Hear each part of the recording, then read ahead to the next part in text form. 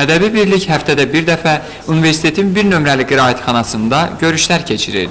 Qeyd edək ki, bu birlik yazıçı Qərib Mehdinin rəhbərliyi ilə uzun müddət İlham Ədəbi Məclisi adı altında fəaliyyət göstərib.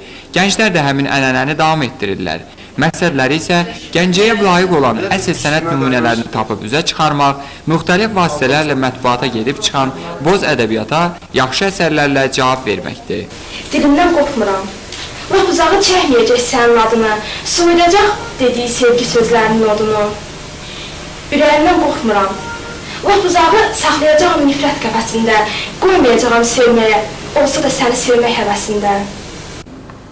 Birliyin növbəti toplanışında digər ali və orta təhsil müəssisələrinin tələbə və şagirdlərinə də rast gəldik. Gəncə Dövlət Universitetində müxtəlif rayonlardan gəlmiş istedadlı tələbələr var.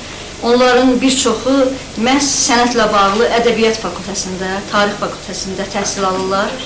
Və mən bilirdim ki, istedadlı tələbələrimiz var.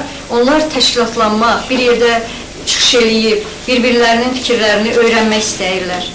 Və məhz bu məqsədlə də mən onların təşəbbüsü ilə Gəncliyin Səsi Ədəbi Birliyini təşkil etməyi qərarı aldım. Fəaliyyət göstərən sənət adamlarının... Məşğələlərdə söylənilən şeirlər sonda həmişə iştirakçılar tərəfindən müzakirə olunur.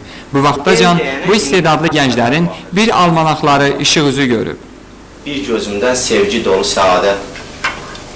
Görənmirdim, sonda gördüm, mən axır bir əfsanə talan imiş məhəbbət. Gerçək də onda yalan imiş məhəbbət. Amma gənclər böyük arzularla yaşayırlar. İstəyirlər ki, şəhərimizin sənət adamları da onlarla tez-tez görüşlər keçirsinlər. Ceyhun Səfərov, Rövşən Əmraslanoğlu, Xəbər Plus.